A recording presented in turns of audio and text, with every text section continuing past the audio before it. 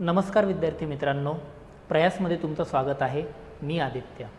आज आपला daily answer रायटिंगमधला पहिलाच दिवस आहे आणि आजपासून आपण आपले जे ॲक्च्युअल जे पुढचे 4-4.5 महिन्यांचा आन्सर रायटिंगचा प्रोग्राम आहे त्याच्यामधल्या पहिल्या टॉपिकला म्हणजे जिओग्राफीमधल्या जिओमॉर्फोलॉजी म्हणजे भूरूपशास्त्रापासून आपण त्याला सुरुवात करीत आहोत।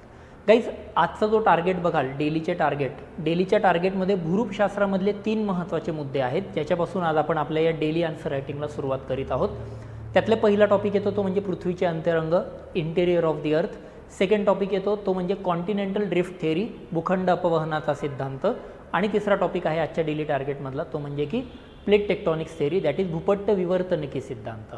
छोटेच टार्गेट्स होते कारण पहिलाच दिवस होता। आपल्यापैकी बऱ्याच जणांना आन्सर रायटिंगची विशेष आयडिया पण नाही आहे, कशा पद्धतीने रायटिंग करायचं आहे, काय करायचं आहे, त्यामुळे शॉर्ट अँड स्वीट टार्गेट्स होते।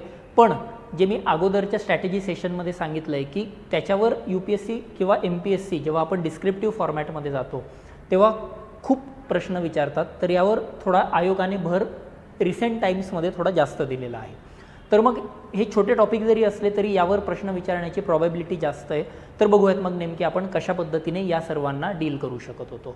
गाईज, सुरू करण्याच्या अगोदर डेली आन्सर रायटिंग आपण कसं करणार आहोत याचं मला एकदा परत तुम्हाला क्लिअर आयडिया देऊ द्यात।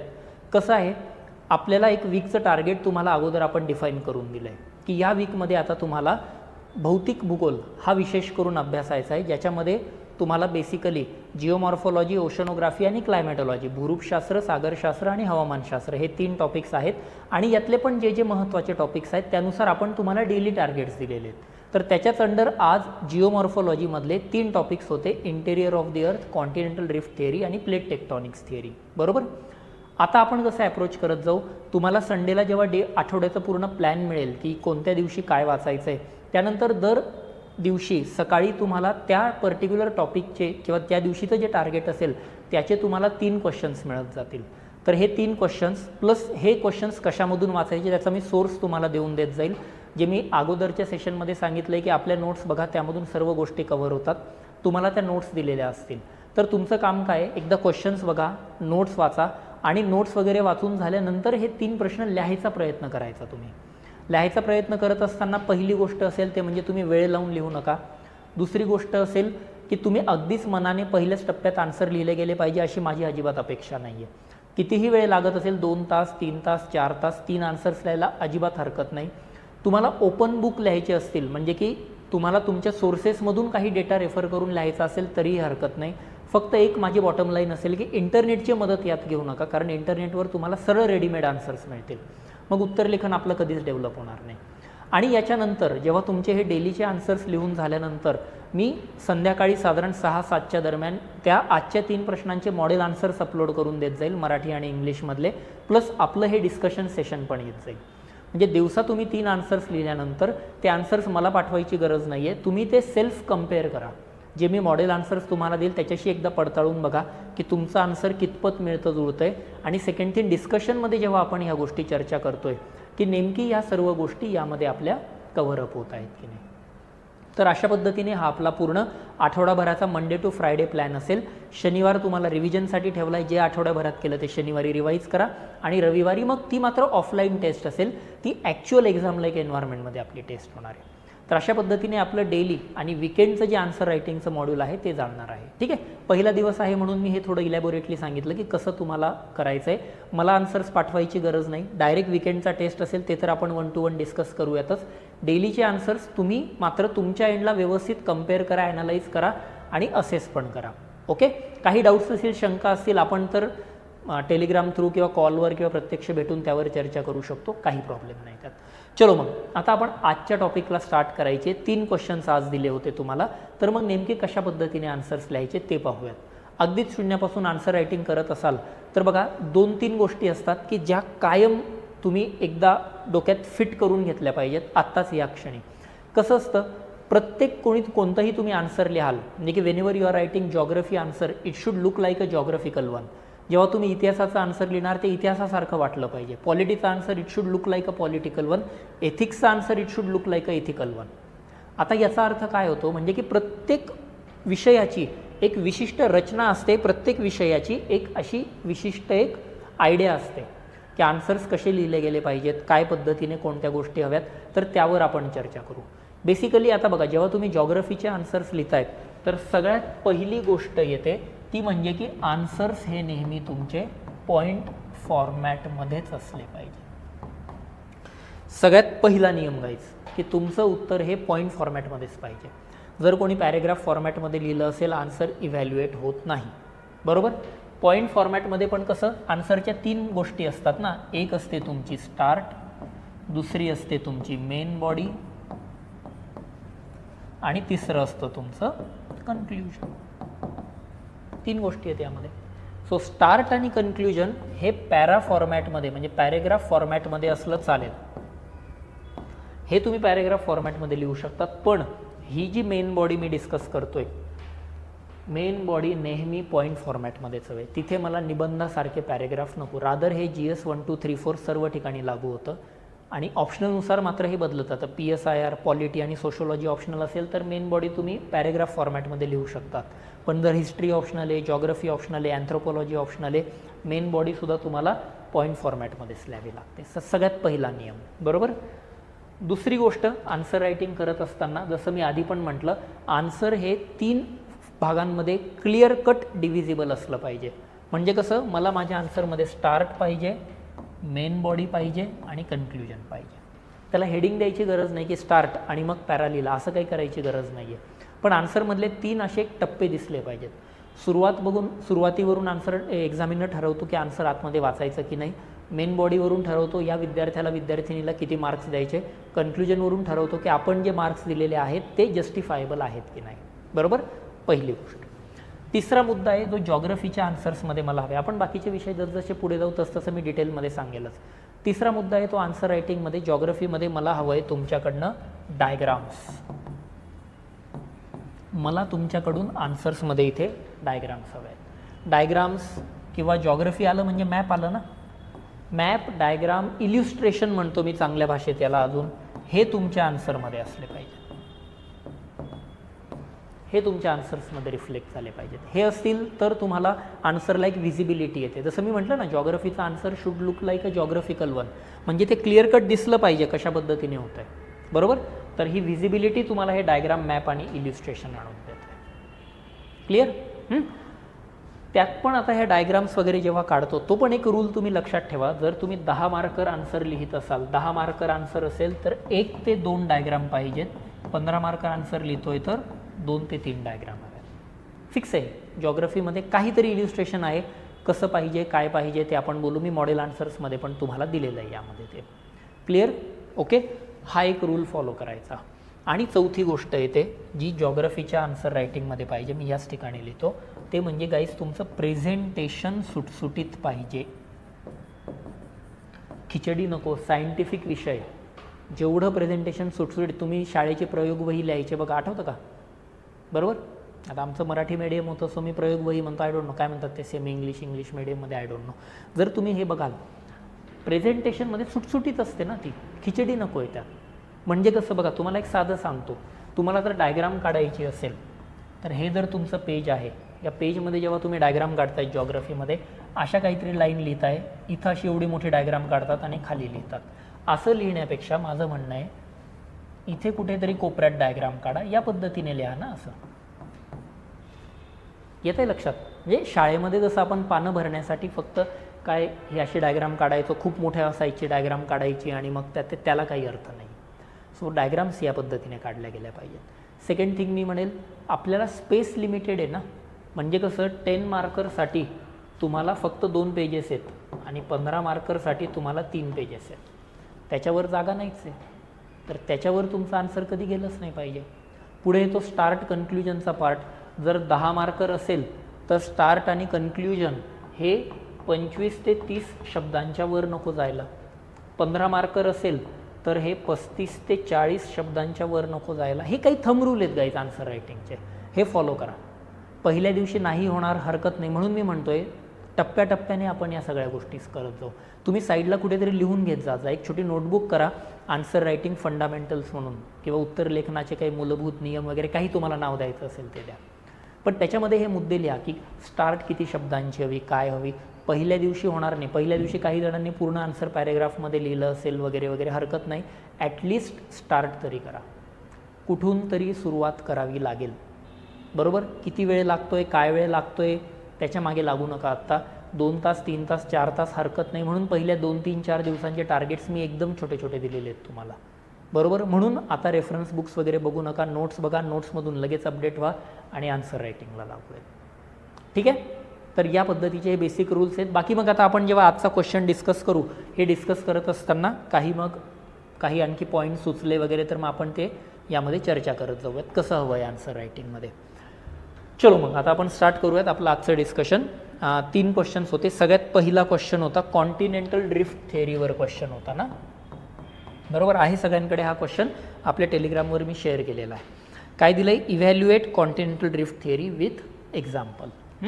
कॉन्टिनेंटल ड्रिफ्ट थेअरी काय करायला लावलं आहे त्यांनी, त्याला इव्हॅल्युएट करायचं आहे, पण ते पण कसं, विथ एक्झाम्पल्स. कधी पण असा प्रश्न आला तुम्हाला, तो आपल्या सोप्या भाषेमध्ये त्याला फोड करून ठेवायचे. आता मी बघा, CDT, इव्हॅल्युएट, एक्झाम्पल, 3च गोष्टी आहेत ना महत्त्वाच्या. म्हणजे माझ्या आन्सरमध्ये काय पाहिजे, एकतर भूखंड अपवहन सिद्धांत, कॉन्टिनेंटल ड्रिफ्ट थेअरी, दुसरं म्हणजे त्याचे इव्हॅल्युएशन करायचं आहे आणि पुराव्यांसकट. आता पुढे मुद्दा येतो की मग इव्हॅल्युएशन म्हणजे काय करायचं. असे जे शब्द असतात ना मित्रांनो, की हे जे इव्हॅल्युएट, डिस्कस, बघा दुसऱ्या क्वेश्चनमध्ये डिस्कस दिलेला आहे, आलं का लक्षात. इव्हॅल्युएट, डिस्कस, ॲनालाइज, असेस वगैरे, ते मराठीमध्ये त्याला परीक्षण करा, चर्चा करा, बरोबर, मूल्यमापन करा, असे इन्स्ट्रक्शन वर्ड म्हणतात त्याला चांगल्या भाषेत. काय म्हणतात त्यांना, इन्स्ट्रक्शन वर्ड. या तुम्हाला काहीतरी सूचना दिलेल्या आहेत ना, त्या सूचना निर्देशांक म्हणतात त्याला, की काहीतरी शब्द दिलेले आहेत की तुम्हाला काय करायचं आहे, या आन्सरला CDTला इव्हॅल्युएट करायचं आहे. आणि नुसतं इव्हॅल्युएट पण नाही, कसं करायचं आहे, उदाहरणांसकट इव्हॅल्युएट करायचं आहे. मग काय पाहिजे बरं तुम्हाला यामध्ये, बघा काय करायचं आहे आपल्याला. आता तुम्हाला इव्हॅल्युएट करायचं आहे, लोड नाही घ्यायचा, आपल्या काय म्हणतो आपण लोकल लँग्वेजमध्ये त्याला कन्व्हर्ट करा. काय इव्हॅल्युएशन, मूल्यमापन करा, परीक्षण करा, असं काहीतरी दिलेलं आहे. इव्हॅल्युएट करा म्हणजे काय, इव्हॅल्युएशन आहे. आता तुम्ही मला तुमची एखादी आन्सर कॉपी दिली, मी ती इव्हॅल्युएट करेल ना. मग इव्हॅल्युएट कशी करेल, काहीतरी बेसिस असेल ना इव्हॅल्युएशनचा. मग काय बेसिस असेल इव्हॅल्युएशनचा, एकतर मी असं चेक करेल की तुम्ही त्या आन्सरमध्ये किती बरोबर लिहिलं आहे, आणि दुसरं चेक करेल त्या आन्सरमधून किती चुकीचं लिहिलं आहे. असंच असतं ना इव्हॅल्युएशन. म्हणजे इव्हॅल्युएशनमध्ये मी काय बघेल की किती गोष्टी बरोबर आहेत, किती गोष्टी चुकीच्या आहेत, आणि याच्या बेसिसवर मी तुम्हाला मार्क देतो ना. मार्क्स म्हणजे काय असतात, ते माझं जजमेंट आहे. 10 पैकी या विद्यार्थ्याने एवढं लिहिलं आहे, म्हणजे आता मी याचा आन्सर 10 पैकी 4च्या लेवलचं आन्सर आहे. म्हणजे मार्क्स देतो म्हणजे आपण काय करतो, इथे एक ओपिनियन देतो आहे काहीतरी, की हे चांगलं आहे, हे वाईट आहे, काय कसं आहे आन्सर. येतं आहे का लक्षात. म्हणजे कधीही आता डोक्यामध्ये फिट करून टाकायचं, हा इव्हॅल्युएट शब्द आला, मराठीमध्ये मूल्यमापन, परीक्षण, अल्टरनेटिव्ह शब्द येतो, अशा केसमध्ये मी मराठी मुलांनाही सांगतोय की तुम्ही इंग्लिशमधून शब्द क्वेश्चन एकदा परत वाचून घेत जाता. इंग्लिशमध्ये मिनिंग वेगळे असतात, मराठीमध्ये कदाचित ते सिमिलर मिनिंग जातात. आणि आयोगाने नोटिफिकेशनमध्ये सांगितलेलं आहे किंवा सांगतं रादर की जर अशी ॲम्बिग्युइटी असेल तर इंग्लिश मिडियममधला क्वेश्चन हा ग्राह्य धरला जातो. सो इंग्लिशमधून जर इव्हॅल्युएट असेल तर म्हणजे काय करायचं आहे तुम्हाला, आता कॉन्टिनेंटल ड्रिफ्ट थेअरीचे पॉझिटिव्ह म्हणजे त्याचे काय पॉझिटिव्ह आहेत, त्याचे काय त्रुटी आहेत, निगेटिव्ह आहेत, आणि एक्झाम्पल सकट पॉझिटिव्ह आणि त्रुटी सांगायच्या आहेत, आणि सगळ्यात शेवटी तुम्हाला त्याच्यावर तुमचं ओपिनियन द्यायचं आहे. म्हणजे ही थेअरी खरंच चांगली आहे का खरंच वाईट आहे. आलं लक्षात. मग आता कसं जायचं पुढे, मग आता येतो माझा हे आन्सर, आता माझं 3 याच्यामध्ये जाईल. स्टार्ट, मेन बॉडी, आणि मग शेवटी येतो आपला कन्क्ल्युजन. सो स्टार्टमध्ये, मेन बॉडीमध्ये तर आता कळलं आहे इव्हॅल्युएट करायचं आहे ना. मेन बॉडीमध्ये जी इन्स्ट्रक्शन दिलेली असते ना ती मेन बॉडीमध्ये असते, बरोबर. सो मेन बॉडीमध्ये मी काय सांगेल, याचे पॉझिटिव्ह ड्रिफ्ट थेअरीचे आणि याचे निगेटिव्ह म्हणजे याच्या त्रुटी काहीतरी, आणि हे देत असताना एक्झाम्पल देईल. कन्क्ल्युजनमध्ये काय देईल मी, माझं ओपिनियन देईल, थेअरी चांगली आहे का वाईट आहे, बरोबर. आता मुद्दा येतो सुरुवात कशी करायची. सुरुवात करत असताना मी काय म्हणतो, आता जॉग्रफीची सुरुवात करतोय ना आपण, एकदम सिंपल, काहीच विचार करायचा नाही, सरळ डेफिनेशनने सुरुवात करा.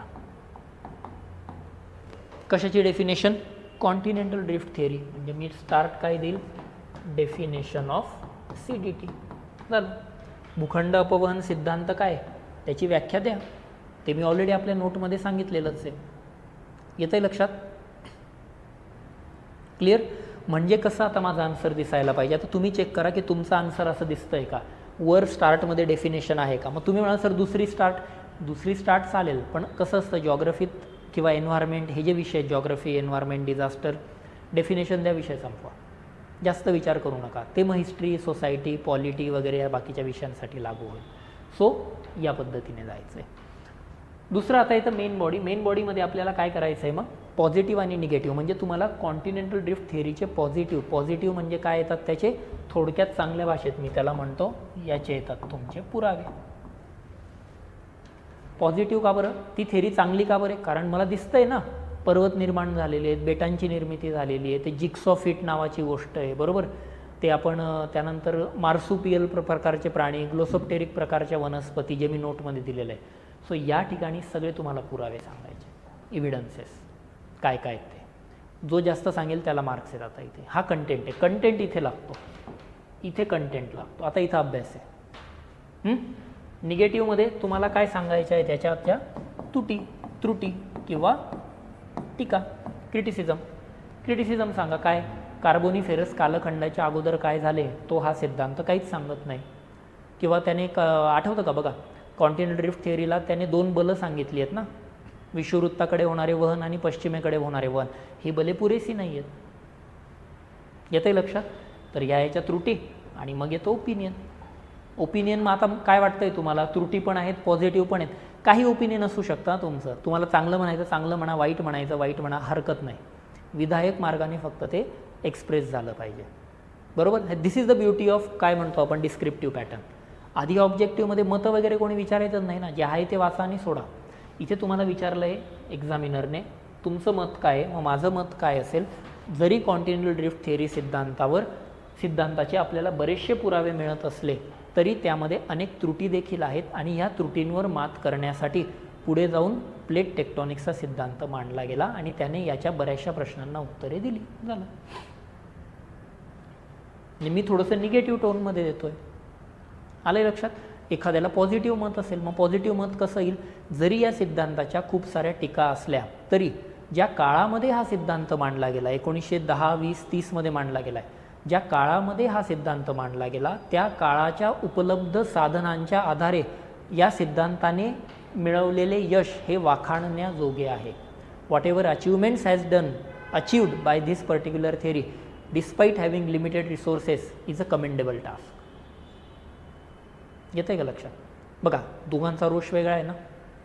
दिस इज डिस्क्रिप्टिव्ह, हेच करायचं आहे, घाबरायचं नाही. त्यामुळे मत असेल ना ठाम मांडणार आहोत, घाबरतो आपण.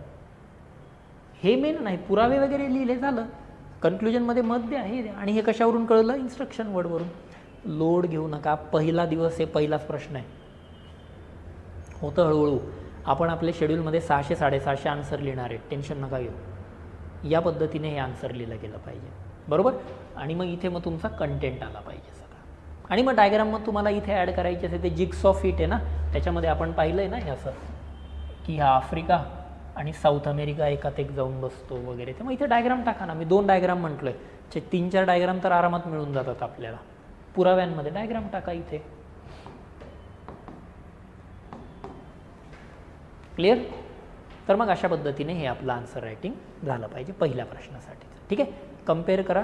या मार्क्स बिर्क्स स्वतःला देऊ नका बरं का आत्ता, ते मी संडेच्या टेस्टला, दॅट इज माय जॉब. तुम्ही फक्त बघा की तुमचं आन्सर कितपत जवळ जातं आहे. स्ट्रक्चरिंग बघा, सगळे थिअरी हे काय मी परत त्याचे पॉईंट नाही लिहून दाखवणार आहे बोर्डवर, मग ते तर मॉडेल आन्सरमध्येच आहे ना. मग मॉडेल आन्सरच वाचून घ्या. माझ्या सेशनची काय गरज आहे, मी सेशन का घेतो आहे, कारण तुम्हाला ॲप्रोच बिल्डिंगचे सेशन्स येते. कंटेंट बिल्डिंग तर ते मॉडेलमधून पण मिळून जातं आहे. क्लिअर? या पद्धतीने. चलो मग पुढचा प्रश्न बघू आपण. दुसरा प्रश्न काय होता आजचा? दुसरा प्रश्न आहे यामधला, discuss the direct and indirect sources. म्हणजे आता एक डायरेक्ट आणि दुसरा आहे तो indirect sources of information about earth's interior. म्हणजे पृथ्वीच्या अंतरंगाचे प्रत्यक्ष आणि अप्रत्यक्ष पुरावे विचारलेले आहेत त्यांनी. आणि पुढे विचारले, how does this sources help in understanding the earth structure, आणि how they help in understanding the earth interior. बरोबर, थोडा मोठा प्रश्न होता, दिसायला मोठा आहे पण आता तुम्हाला क्लिअर दिसतंय. 2 भागांमध्ये क्वेश्चन विभागला गेला आहे ना. हा एक पहिला पार्ट आहे की तुम्हाला सरळ विचारलं आहे त्यांनी प्रत्यक्ष आणि अप्रत्यक्ष पुरावे, आणि दुसरं म्हणजे या पुराव्यांवरून तुम्हाला पृथ्वीचं अंतरंग कसं मॅप करता येतं. आता बघू आपण आपला नेहमीचा फंडा काय असतो, स्टार्ट, मेन बॉडी, कन्क्ल्युजन. आता तुम्ही म्हणाल सर इथे डिस्कस आहे वगैरे, मग त्याचं काय करायचं, त्याचा काही लोड घेऊ नका. मी सांगतो की आता डिस्कस जेव्हा असतो तेव्हा क्वेश्चनमध्ये जे विचारलं आहे ते सरळ सरळ दोपटपणे फ्लॅट सांगा, काही प्रॉब्लेम नाही. डिस्कसमध्ये थोडंसं आणखीन एक ॲडव्हान्स टप्पे येतात, पण तो जॉग्रफीमधल्या डिस्कसमध्ये प्रॉब्लेम येत नाही.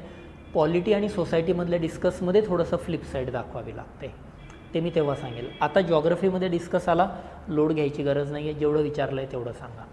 Start, main body, conclusion. Main बॉडीमध्ये विचारलं काय तुम्हाला, डायरेक्ट सोर्सेस विचारलेले आहेत बघा.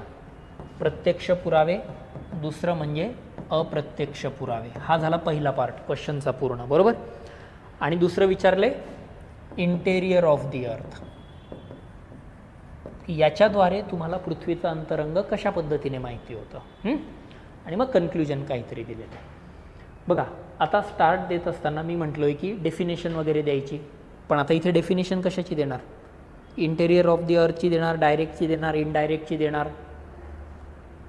मग अशा वेळेस मी काय म्हणेल की थोडंसं क्वेश्चनच्या आजूबाजूचा ऑरा क्रिएट करायचा, आजूबाजूचं थोडंसं इकडचं तिकडचं सांगायचं किंवा चांगल्या भाषेमध्ये एक्सप्रेस व्हायचं.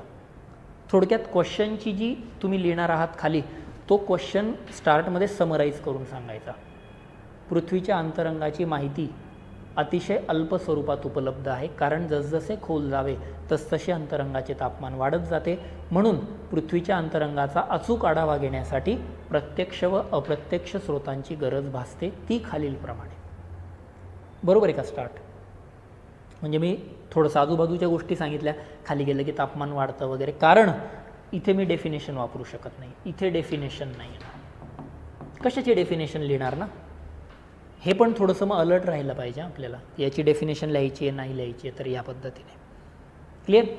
मग आता येतो मेन बॉडीमध्ये डायरेक्ट सोर्सेस. प्रत्यक्ष पुरावे कोणते, 2 प्रत्यक्ष पुरावे आहेत ते आपण पाहिले, ते म्हणजे की एकतर म्हणजे ज्वालामुखीमधून येणारा शिलारस, आणि दुसरं डीप ओशन ड्रिलिंग प्रोजेक्ट जो कोला पेनिन्सुला आर्टिक महासागराजवळ चालला आहे. सो डायरेक्टचे 2 आणि इनडायरेक्टचे 4 आहेत बघा.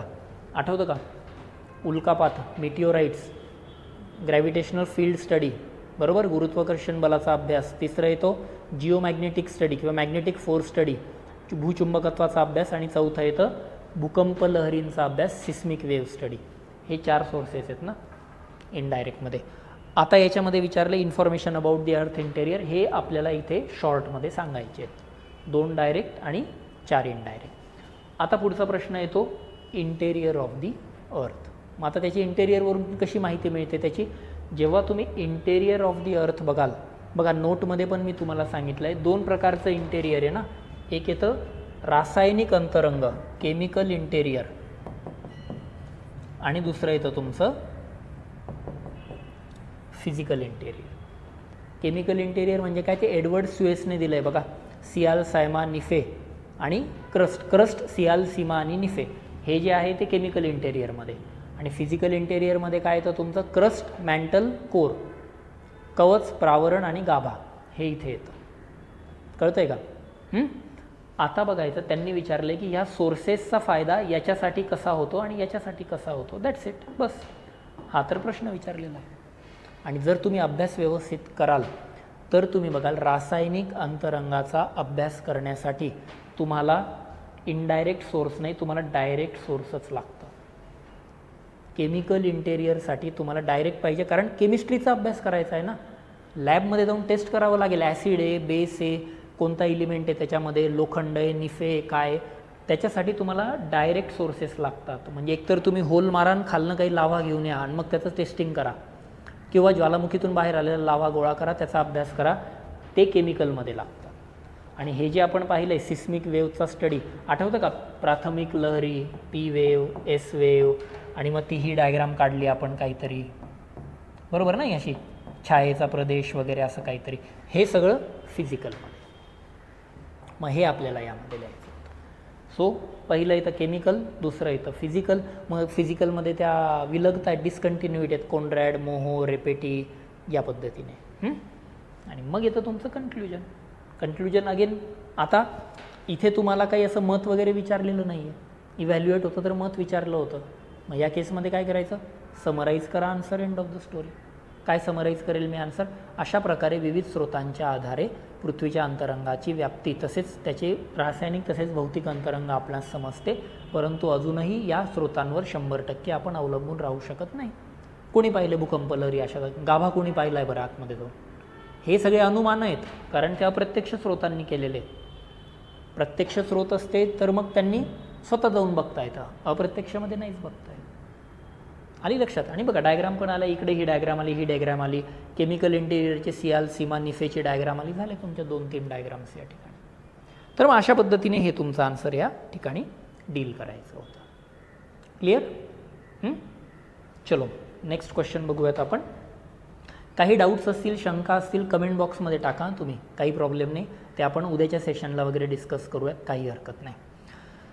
चलो डिस्कस द, पुढे काय विचारलेले, discuss the third question, discuss the concept of plate tectonics theory, PTT म्हणतो मी त्याला. आणि प्लेट टेक्टॉनिक्स आणि काय विचारलं, याचा रोल इन लँडफॉर्म फॉर्मेशन. म्हणजे तुम्हाला विचारले भूपट्ट विवर्तनिकी सिद्धांत, काय विचारले, कन्सेप्ट विचारली की ती कशा पद्धतीने काम करते काय, आणि दुसरं त्याच्यापासून निर्माण होणारी भूरूपे.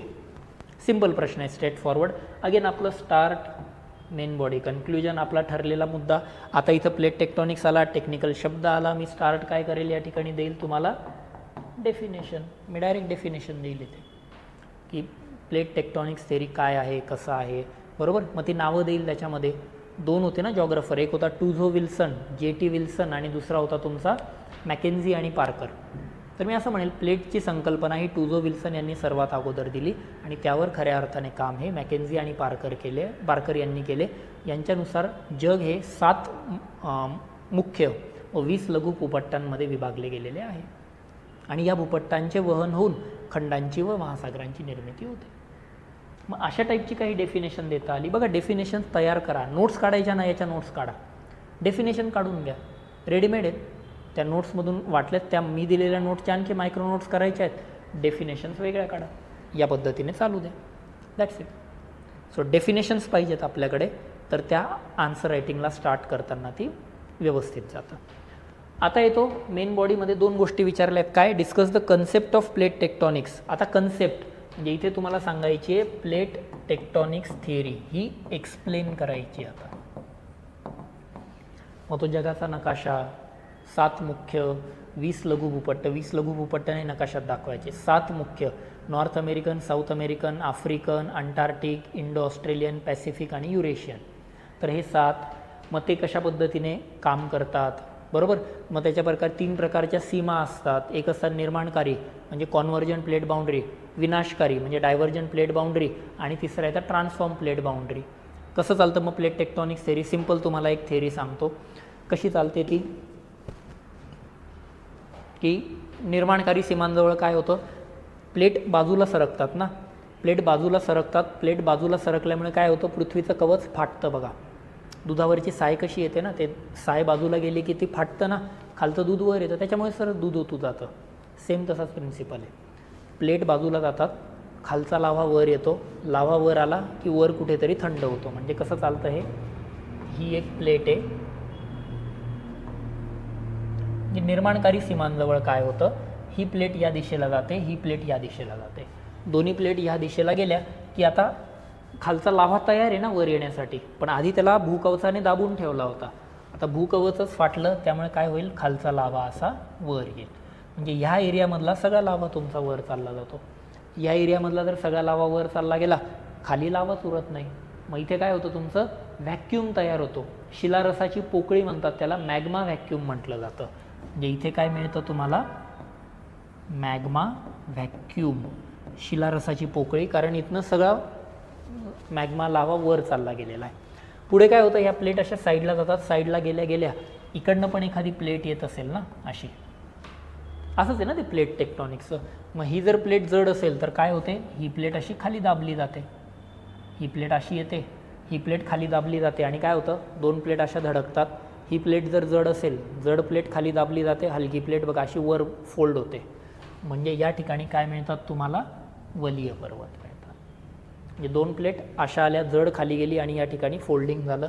ही प्लेट खाली येते, खाली येते, खाली येते आणि 100 किलोमीटर खोलीवर आली तर ही प्लेट वितळते. 100 किलोमीटर खाली आली म्हणजे याला काय म्हटलं जातं, बेनिऑफ झोन म्हणतात. बेनिऑफ नावाच्या जॉग्राफरने त्याला नाव दिलं आहे. सो बेनिऑफ झोन 100 किलोमीटर खाली आली की तापमान खूप वाढतं, हे भूपट्ट वितळतं. वितळतं म्हणजे प्लेट नष्ट होते. प्लेट नष्ट झाली त्याला म्हणून म्हटलं जातं विनाशकारी सीमा. प्लेट साईडला गेली, डायव्हर्जंट, प्लेट साईडला गेली, खालचा लावा आला, हा लावा वर येऊन थंड होईल ना, नवीन प्लेट तयार करतो म्हणून निर्माणकारी. दोन प्लेट एकामध्ये एक येतात, जड खाली जाते, थंड होते, वितळते, नष्ट होते, विनाशकारी.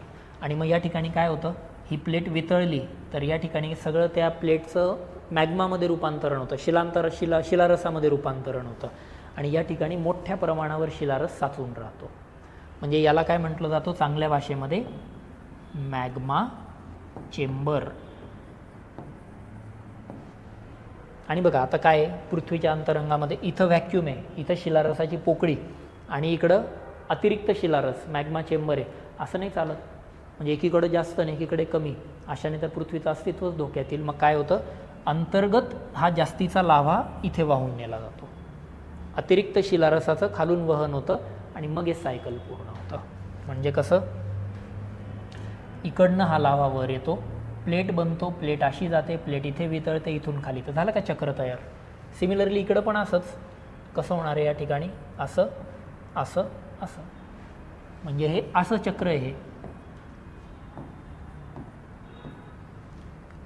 येते लक्षात. आणि हे चक्र कोणी शोधून काढलंय, आर्थर होम्सने शोधून काढलंय.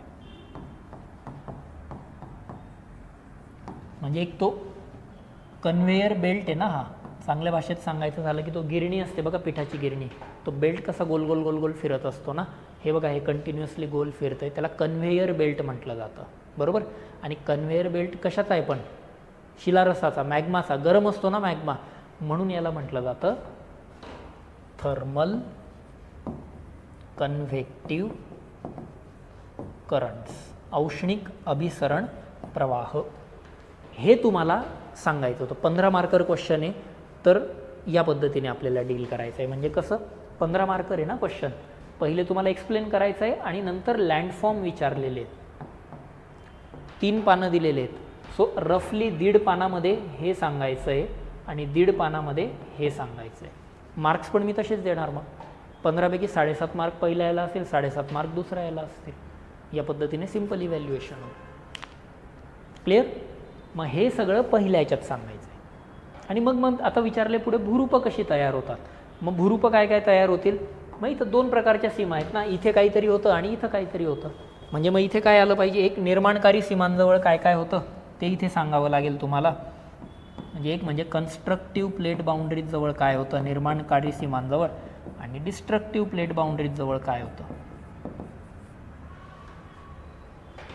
आले लक्षात. मग कन्स्ट्रक्टिव्ह प्लेट बाउंड्रीजवळ नवीन भूकवचाची निर्मिती होते, लाव्हा मैदाने बनतात, लाव्हा पठारे बनतात, छोटे छोटे ज्वालामुखी येतील ना निर्माणकारीमध्ये, कारण खालचा लाव्हा येतोय तर. आणि विनाशकारीमध्ये काय येईल मग तुमचं बघा. आता विनाशकारीमध्ये काय झालं या ठिकाणी, आता या ठिकाणी खूप सारा लाव्हा एकत्र आहे, खूप सारा लाव्हा आहे, म्हणजे हा कधी पण बाहेर यायला तयार आहे. आणि या साईडला काय झालं आहे, फोल्डिंग झालं आहे ना, असं फोल्डिंग झाल्यामुळे या भूकवचाला थोडेसे तडे गेलेले आहेत असे, कारण असं स्मूथ थोडी सरफेस आहे ना ती, दगड आहे राव. तो दगडला तुम्ही फोल्ड करताय, तडा जाईलच. काय होतो, हा जो लाव्हा असतो ना शिलारस, तो या तड्यांमधून असा वर येतो आणि इथे तुम्हाला मग ज्वालामुखी मिळतो. त्यामुळे जिथे जिथे विनाशकारी सीमा असतात तिथे तुम्हाला नेहमी ज्वालामुखी मिळतात. हेच रिझन आहे पॅसिफिकचं अग्निकंकण, रिंग ऑफ फायर जे पॅसिफिक भोवती तयार झालेलं आहे. सगळे ज्वालामुखी मोस्टली विनाशकारी सीमांजवळच असतात. मग हे सगळं आपल्याला इथे डिस्कस करायचं आहे डिस्ट्रक्शनमध्ये. पण मग आता डिस्ट्रक्शन, विनाशकारी सीमा 3 ठिकाणी असतात. म्हणजे कुठं कुठं, एकतर सागरी विनाशकारी सीमा, दोन्ही प्लेट सागरीच आहे, महासागरातच आहेत, दोघं एकात एक आल्या, जड प्लेट खाली गेली.